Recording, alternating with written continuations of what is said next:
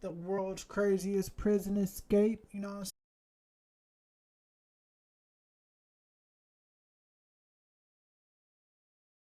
You feel me? We diving straight into it. Let's get it.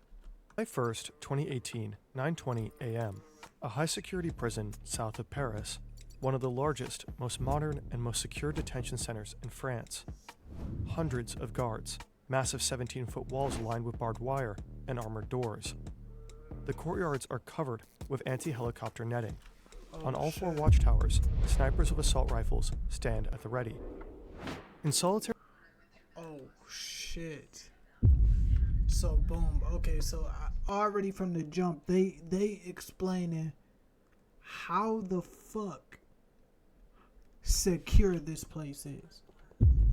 So we about to figure out how the fuck did this person get free.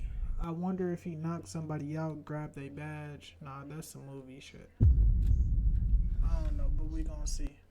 Confinement cell 207, inmate number 00-10189, waits to be escorted to a visiting room. He is the most heavily guarded prisoner in the country. He was involved in at least 30 robberies, some including hostages, one involving a cash in transit heist that led to the death of a police officer. Twice, he slipped away from the police right at the scene of the crime. And 5 years ago, in 2013, he pulled off a spectacular escape from another high-security prison. Look at what money can do. I ain't gonna lie, that nigga moving different. I ain't gonna lie, look, at least he's somebody that like ride for like whatever he do. You feel me? I might not agree with it, but like it's something that you know what I'm saying. Using a smuggled gun and explosives to blast his way out. Damn. 2 guards unlock his cell to pat him down. Okay. They do find something suspicious, but it's just a pack of gum. The guards like him, despite his staggering record of high-stakes crimes. He's easygoing, funny, and likable. It's almost like he's perfectly comfortable here, behind bars. I chose the domain name joshharmon.tv because I think about my content like a little television show. 20 miles away, 65-year-old flight instructor Stefan Bai welcomes 2 new students, Frederic and Julien, father and son. They're both hyped for their flight. They say they just want to tag along and watch him fly, not pilot themselves, but they do request it to be on board the Alouette 2, a vintage collector's model from the 1950s. I'm guessing that since it's an older model, it doesn't get detected by the, you know what I'm saying? So does this nigga find a way how to get to this helicopter? That's just a prediction. The pair have been marveling at it because it just looks so pretty. Something feels sketchy. Stefan will later recall that he thought they were wearing wigs. But hey, money is money, right? They pay 500 euros in cash up front. Back in jail, the prisoner is escorted to the visitors block for high-risk inmates. It's situated as far away from the prison entrance as possible. Prison management has been on edge for a while, noticing a change in the inmate's behavior. He's received more visits and seemed to be sending coded messages during phone calls. His casual vibe with the guards could be a tactic to extract useful intel. For sure. A couple of days ago, a drone was spotted scouting the facility from above. Ah, shit. Hey, this nigga got niggas around him that's trying to get him out of there. They're like, this is the breadwinner right here. We gotta make sure that he gets home so we could be living lavish. You can't be mad at it. Stefan is waiting for his students on an open field. He has landed on the clearing because they said they needed to stop to pee. They stepped out and disappeared behind some trees. When they return, they're armed. They claim to know his family and his home address. They say they have been watching him for months, and that their accomplices are waiting at his house as they speak. If he doesn't do exactly as they say, his family dies. They'll tell him where to fly next. This nigga got some dogs. On the visitor side of booth number 50, the inmate's older brother is waiting to see his sibling. He has no idea that his little brother is about to pull off the most spectacular prison break in French history. No, he can't even tell his brother that real shit though.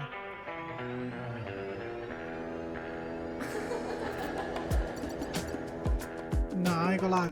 Their videos are fucking different though, bro. Like, they be doing a big one. We subscribing to this channel.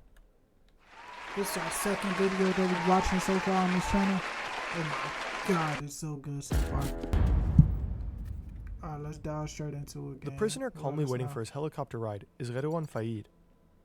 He's the country's most infamous criminal.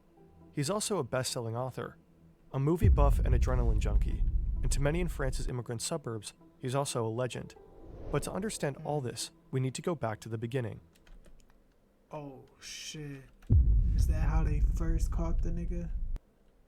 That's some real movie shit. 1978, a suburb near Paris. This is 6-year-old Redouane. He's still in kindergarten, browsing through a newly opened store with his brother, who's 2 years older than him. There's not a single thing in this shop the two could afford. Their parents are Algerian immigrants. The father works in a factory. The mother cleans houses. At home, the boys shared a cramped 3-room apartment with 9 other siblings. The social housing block... If they don't got that much money, why the fuck have that many kids? Like, I ain't gonna lie, that's what I'd be thinking. Like, me personally, I can't have that many kids if I know I don't got the amount of funds to, you know what I'm saying? And that's too much love that you gotta distribute between each kids. Cause I ain't gonna lie, I'm a child who has a lot of siblings. Yeah, I barely know that nigga. Is surrounded by wealthy suburbs, full of wealthy French kids. Redouane and his brother do not fit the mold.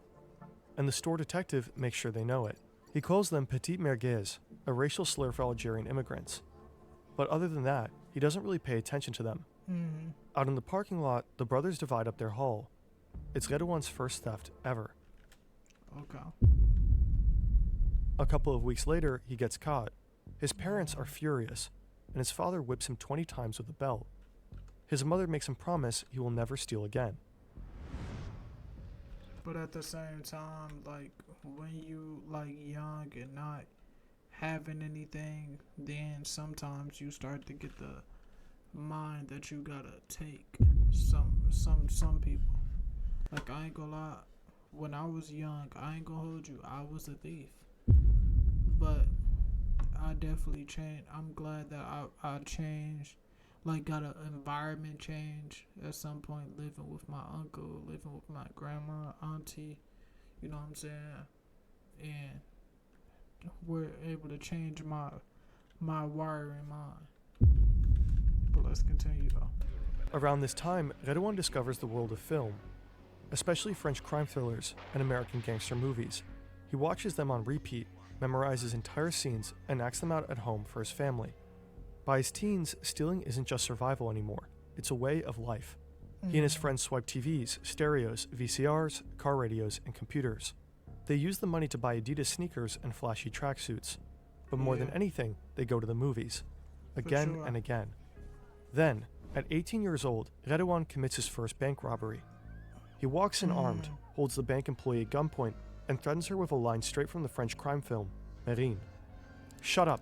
Do what I tell you. I've got nothing against you. I only want the money. Think of your children.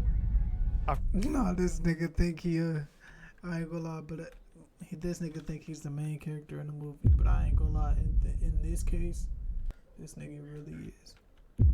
So did he get away with the bank robbery? Let's see.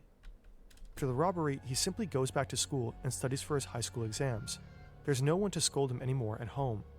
His father has moved back to Algeria, and his mother is dying of leukemia.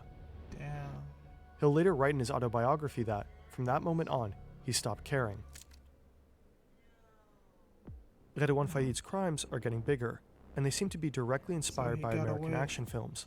During a heist, he and his crew end up taking a bank director and his family hostage. They are wearing rubber masks with the faces of famous politicians, just like Patrick Swayze in Point Break. Redouane even delivers a line from the movie when they leave the scene. Thank you very much, ladies and gentlemen, and please don't forget to vote! In another hostage situation 2 years later, Faïd and his men show up in sharp black suits in homage to Tarantino's Reservoir Dogs. They even adopt the thing with the color-coded aliases. Mr. White, Mr. Blonde, Mr. Blue, Mr. Orange, Mr. Pink. But this time the job goes sideways and they have to flee from the cop. I'm not gonna lie, yeah.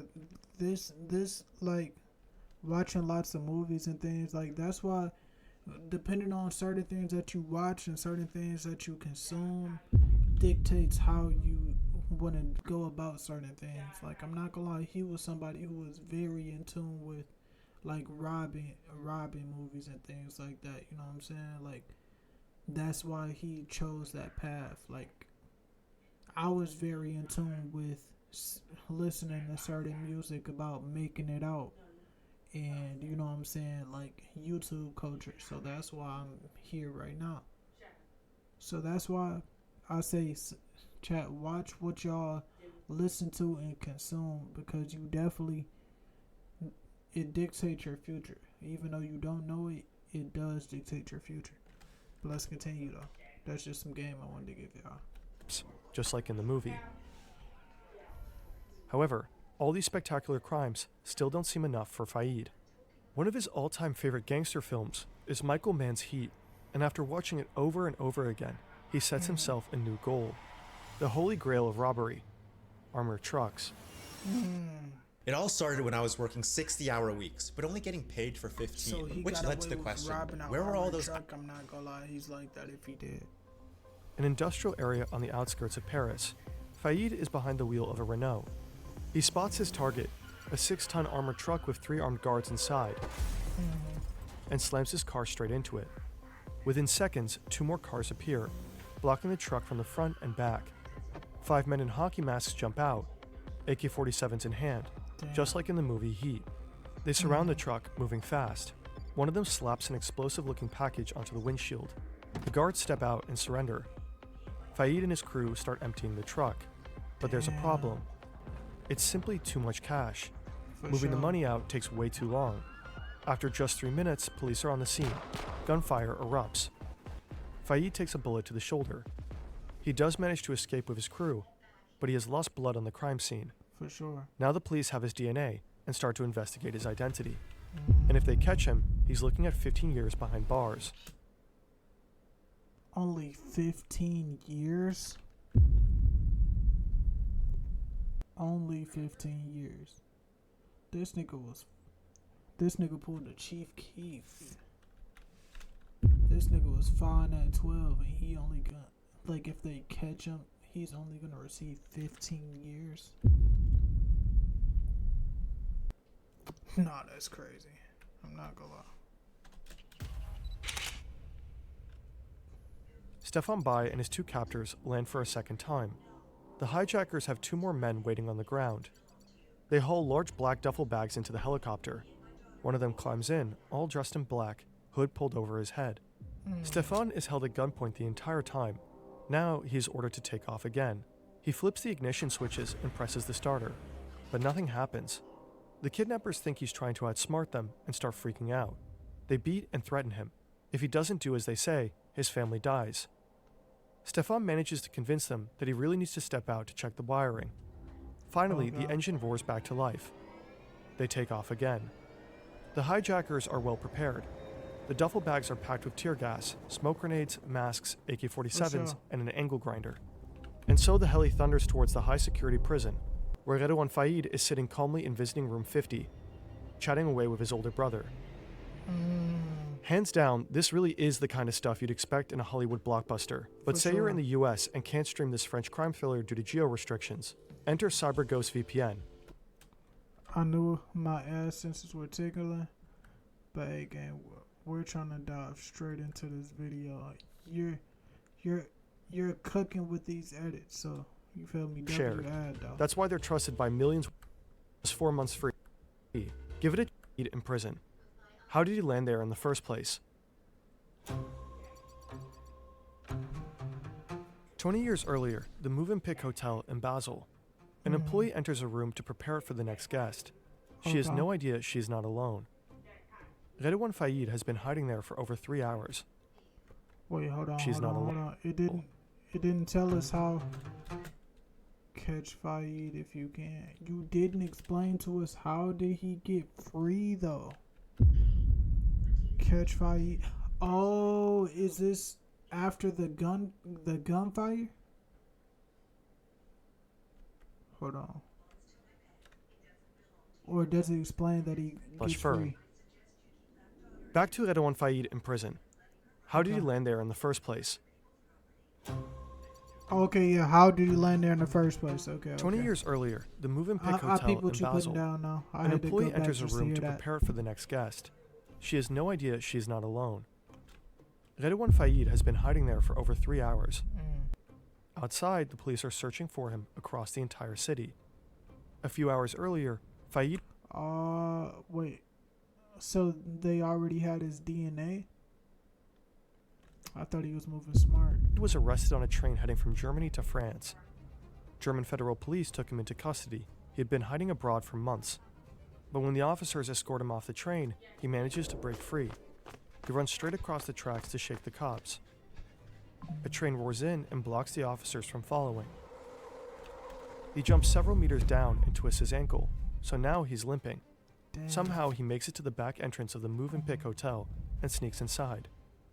He finds several open doors, since the cleaning staff are still working. He needs to get out of here somehow. He thinks about calling a contact in Strasbourg, but he doesn't have a phone, so what now? There's a payphone right outside.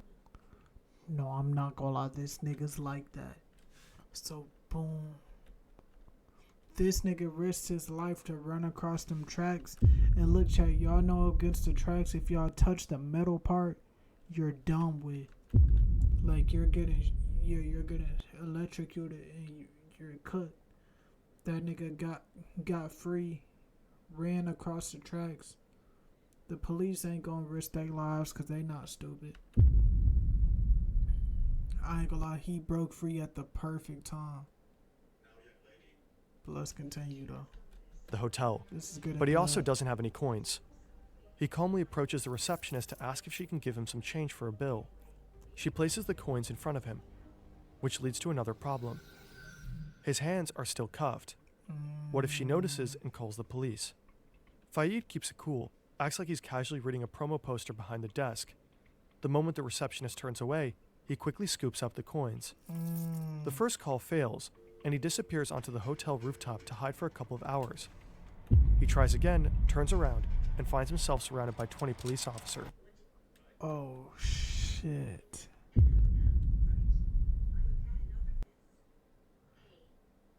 Damn. Hey my nigga, but at the same time, this was high key bad IQ. Trying to get the car. You should have like laid low for like a day or two. I feel like.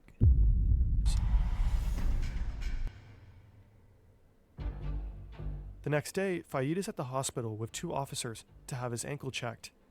He seems to be in serious pain. Do you trust your girl? Of course I do. Enough to research her on Spokio? No, this is smart on his end though. But that's just an act. In a fraction of a second, he drops his crutches and snatches a gun from one of the officers. He trained in Krav Maga during his time in Israel, a super efficient military combat technique designed for fast defense and brutal disarmament. Before the second officer can react, Faïd drives his elbow into his face. The officer Jeez. drops and Faïd takes his gun too. Then he runs, as fast as he can, for the second time in 24 hours. You would think a guy like that would be watched extra closely in jail. At 11:18 a.m., You got her out the door and this nigga did that to him. To 2 niggas. You got this nigga moving like he fucking Kratos. Let's continue though, bruh. This shit is good. this prison guard hears a strange noise. A low hum or buzzing sound coming from outside. To her, it sounds like a leaf blower. Weird, You she stupid thinks. bitch. The gardeners are not supposed to work on Sundays. Well, it's not a leaf blower. But the facility is prepared for this. This sentinel receives an urgent order over the radio: unseal. The same thing happens on other watchtowers. Each one is equipped with a special case. The guard has to break the seal to open it. Inside is an HK G36 assault rifle. He grabs it and Damn. takes aim. The helicopter just keeps descending. The prison yards are covered with anti-helicopter netting. Flying in here would be a suicide mission. For sure. But this is not a random helicopter. It's a 60-year-old vintage model, just small enough to slip through this unsecured gap in the last one of the prison yards. These niggas are moving militant. These niggas are smart. I'm not gonna lie, free him. I'm not gonna lie, y'all could be using these smarts for anything, but y'all using them for chaos. I'm not gonna lie. But like, that's the life that you chose, and you living by it. I ain't gonna lie, I can't do nothing but respect it. But let's continue though. Also, this is not a regular landing. In fact, they're not touching down at all. Redouane Faïd must have known somehow that prison guards are not allowed to shoot at a flying helicopter. There's a proper protocol for this. And maybe he also knew that Stéphane Baye is one of the few pilots in all of France who are skilled enough to pull this off, to keep this specific type of vintage heli steady enough while hovering above the ground. Investigators will later discover that Faïd had been writing letters to Stéphane's stepdaughter for 2 entire years. And this friendship was not Faïd's only connection to the outside world, because at this point, Redouane Faïd was already a star. So he was like that already, no. October 2010, 12 years after his escape in Basel, 8 years before his helicopter prison break, Redouane Faïd sits in a French talk show. Gangster, braqueur, voyou, voleur, appelez ça comme vous voulez, il revendique à peu près tous ces mots-là. Bonjour Redouane Faïd. Bonjour. Les banques, vous en avez braqué combien en tout? Alors, officiellement, j'en ai braqué qu'une, puisque j'ai été condamné que pour une banque. On m'a soupçonné d'en avoir braqué une trentaine, mais bon, ça... 30.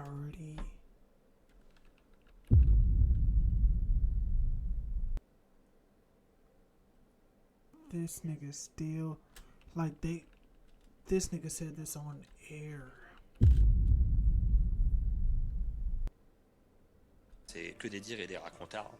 He's a welcome guest at the time, a bit of a sensation even. Redouane Faïd has written a book about his cinematic crimes, so now he's making the rounds on French TV to promote it. C'est terrible de dire ça, mais le cinéma a été pour moi un mode d'emploi pour braquer. He said the movies are guides to how to On voyait rob ça un petit peu, l'attaque du fourgon blindé en lune de mire. Pourquoi? Parce que quand tu attaques un fourgon blindé, c'est le top des tops. The caption on screen reads, former gangster. Well, not so long ago, he was anything but. In late 1998, 3 months after his escape in Basel, Faïd was caught and sentenced to 18 years in jail for armed robbery. He was granted parole for good behavior after just under 9 years. Now he presents himself as a changed man, as someone who has learned his lesson. La vie de bandit, c'est que de la vie de merde. Vous savez, vous faites souffrir tout le monde. Quand vous allez en prison, c'est une... Nah, hey, my nigga, I ain't gonna lie. You know you enjoy that shit.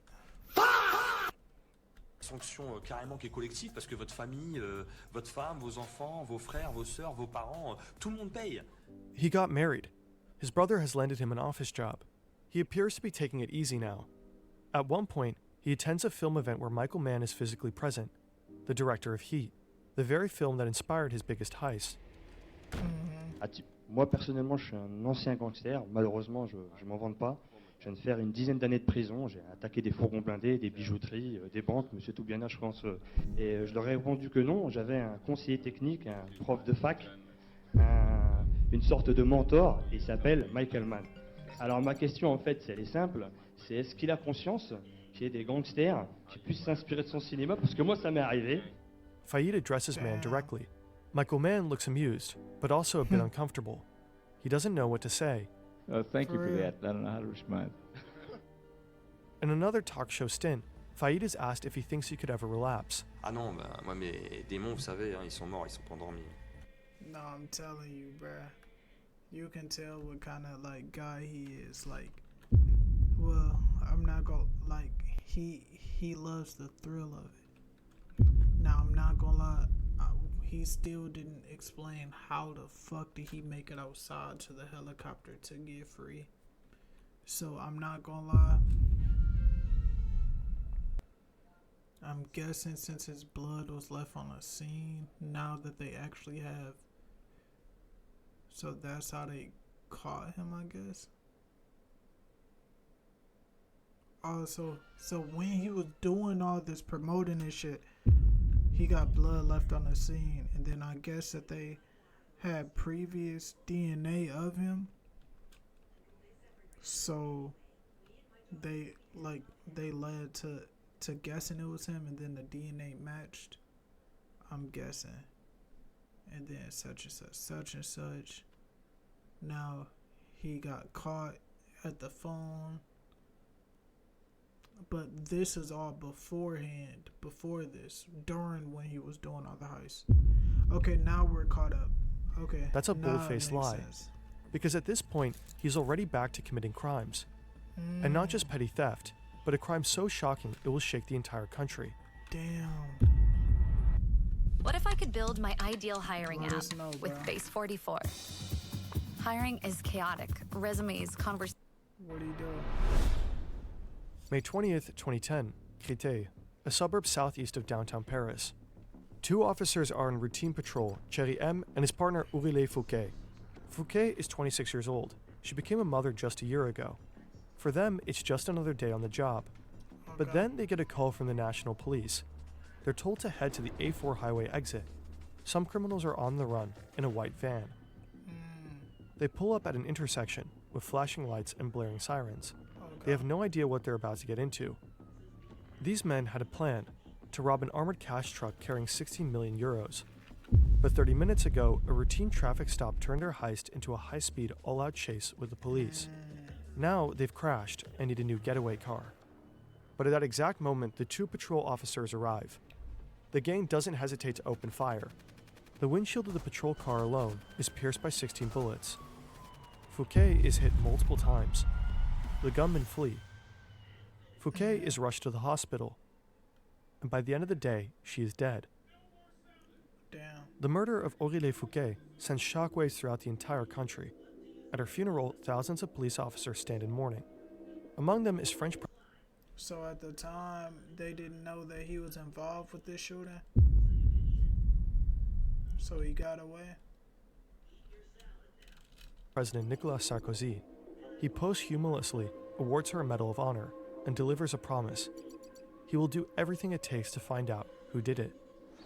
Les meurtriers d'Aurélie Fouquet, je le dis devant son cercueil, seront punis avec la sévérité qu'exige l'ignominie de leur crime. Redouane Faïd feels safe. So safe he keeps telling his gangster stories on camera. Here he is in a documentary. The film recounts how Fouquet was gunned down, and then Redouane Faïd appears, not as a suspect, not as a fugitive, but as an expert on this kind of heist. At the time, the filmmakers had no idea that the man sitting in front of them had a part in the killing of Aurélie Fouquet.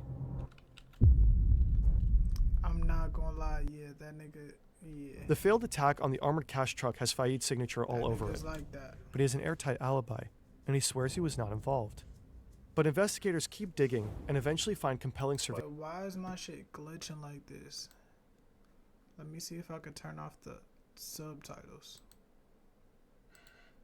Yeah, because that shit's glitching. Surveillance footage. A security camera has caught Faïd inside the white van used by the criminals. Faïd was not on the scene when the shots were fired, but police gather enough evidence to pin him down as the mastermind behind the operation. After 1 year on the run, Faïd is captured. Again, and he goes straight back to prison. Whether you're invited to a talk show or heading out on a date, there are moments when you want to look your best. But shaving is often a struggle. Many men experience razor burns and get nervous about shaving right ahead of an important event. That's why Henson set out to fix shaving with real precision. He makes an extended support 100 blades with the purchase. Two inmates are taking The out Great Escape. Okay, so this is where they dive into where they escape. with the purchase of a razor. I wanted to go back just in case he said something before. Okay, yeah. Two inmates are taking out the trash, accompanied by a prison guard. Suddenly, they see a helicopter in the courtyard next to them. They wonder if it could be firefighters. The unarmed warden bolts into a nearby office, hiding behind bulletproof glass. Meanwhile, the two prisoners are about to witness Redouane Faïd's spectacular prison escape up close. One of the three men stays with Stefan, the pilot, and continues to press a gun to his head. The other two jump out. They are masked and wearing bulletproof vests beneath their clothes. Each of them carries an AK-47. They've just landed in the honored courtyard. Okay. Prison. I'm not gonna lie, they some real niggas for going back for him though. I'm not gonna lie, they some real niggas. Prisoners do not have access here. It's only used when inmates enter or leave the facility. That's why nobody thought anti-helicopter cables were needed here. The man in green runs towards a reinforced white door. He carries an angle grinder with a 14-inch 35cm blade. His partner sets off 3 smoke grenades, releasing thick white smoke. The helicopter's spinning blades churn it into a roaring chaos, until the entire courtyard is engulfed, a complete whiteout. The sound of the cutting angle screeches through the entire prison. Fayed knows what that means. It's time. By now it's clear to everyone that nobody here is blowing leaves. The blade of the grinder slices through the locking doors. Clean, precise. 40 seconds is all it takes. The man in green can just push the door open and step inside. The guards slowly realize what's happening, but they're not carrying firearms and are unable to interfere. One of them sticks to protocol and calls the Civil Aviation Authority. They don't understand what's happening. Another calls the standard line for police emergencies and gets put on hold. A third contacts the local police, but the officer on the other end thinks, did they cut the cables too? I'm not gonna lie, if they literally planned all this like this, that nigga deserved to be free. Now look, I'm saying that to say this. This nigga can be used for so much good, but some people just don't choose to do that. You feel me? I ain't gonna lie, you gotta respect whatever like they choose to do in life. I don't care what, unless that they riding and dying for what they did. And this nigga is doing that. I'm not gonna lie, kudos to him. it's a prank. The sentinels on the 4 watchtowers are the only ones carrying firearms, but they can't see the helicopter I may not because agree their view with is blocked by other everything, buildings. but I can And respect they're not allowed to somebody fire that- at a flying aircraft feel me? anyway. Total, utter chaos. By now, Fayed's brother knows exactly what's going on. He's furious. He thought his brother was ready to change. And now this, another escape. He just can't help himself. Fayed's accomplice has already cut his way through several locks. And now he has reached the door to visiting room 50, where Redouane Fayed is waiting. The angle... If you're a producer who hates AI, this plugin might Man, change your if you mind. was This is brother, man, reimagining look, co-producer. look. You can take any sample you... Grinder If this is my brother, hey, my nigga. If I'm you, I wouldn't want to be here for this amount of time either, my nigga. Hey, I don't see nothing. I don't see nothing. Hey, you trying to get home? Hey, I'm a civilian. I'm saying I'm not going to try to stop him. He might shoot me. That's what I'm going to tell the judge. You feel me? I don't know where he is. Don't ask me. You feel me? He my brother. I'm going to be like, hey, you my brother. I love you. You feel me? Be safe. Hey, try not to get caught up. Because, you know, if you do get caught again, you catching life. Hey, my brother. Hey, I'll catch you when I do. You feel me? For sure. Slices through the metal. The door is open. Fayed has been waiting for this. As long as I He know storms you out safe, and rushes you down a feel long me? corridor, followed by the man in green. His brother is left behind, frozen and stunned. For sure. At 11:28 a.m., Redouane Fayed steps into the prison courtyard, 10 minutes after the helicopter got there. He sees the 2 inmates that have taken out the trash, brings his right hand to his temple, and gives them an Air Force salute. Then he climbs into the helicopter. Dozens of inmates stand pressed against the bars of their cells to That was watch. in 10 As the helicopter minutes? lifts off, the entire prison erupts into applause. It's almost like a movie scene. 10 minutes in and out. A French gangster who broke out of jail by hijacking a In your helicopter. honor. earlier. Gangster is on the run Criminal who is a big movie fan. He has broken out of prison twice And now. you can just about make out the helicopter flying off into the help of distance. multiple armed men who hijacked a helicopter which picked up Redouane Fayed from within the prison grounds. The news of Redouane Fayed's prison break spreads across the world. He was already famous, a TV figure, No, the I center did of a see his face before, though. cult-like hype. But this is a whole new level. A well-known French actress writes on social media, "Bravo, Redouane Fayed. All of France is with you." The French police declare him the country's most wanted man. 3 months later, the authorities track him down, Damn. hiding in an apartment in his hometown, Cailles. He's been disguising himself under a burqa during public outings. When he finally stands Damn, you got caught again, but why'd you go back to your hometown? I'm not gonna lie, if you went back to your hometown yeah, I get it, you wanna be where your roots are, but come on, my nigga. Of course you gonna get caught if you go back to your hometown. Even if you cut yourself. Like they already know what you look like when you're bald. You grow your hair out, they already know your facial structure and everything, your head shape, yeah, your cut. You should have went to somewhere like, shit, you're in France, I ain't gonna lie, come to America, my nigga. I ain't gonna lie, no, they would have turned you in, but yeah, I ain't gonna lie, you need to find somewhere else to go, though. Damn near Mexico. Nah, Mexico's still America, I'm tripping. But yeah. But somewhere not France, so somewhere would have took you in. Trial in 2020, authorities take extreme security measures, including a no-fly zone above the courthouse. Damn. The court cites a psychiatric assessment describing him as a social predator and gifted at manipulation. He uses his charm and intelligence to control others and get what he wants. Fayed himself says that for him, it was always about the adrenaline. He says he is addicted to it and calls himself a sick man. His Hollywood-style heists made headlines worldwide, but he also made his family suffer, traumatized hostages, and caused the death of a 26-year-old police officer. Yeah, rest in peace. Fayed stood 2 separate trials. For his heists, his role in Aurélie Fouquet's death, and his 2 escapes from prison. He was sentenced to a total of 39 years in jail. Damn. His lawyer says he's been held in solitary confinement since 2019. He is strip-searched up to 5 times a day at random intervals. Damn. At least 4 guards escort him to each and every one of his phone calls. And even then, his hands have to remain in shackles. Fayed himself says he feels like he's been buried alive.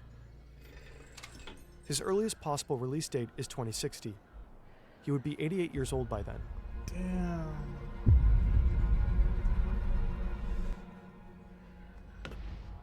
I ain't gonna lie, damn. I ain't gonna lie, free that nigga though.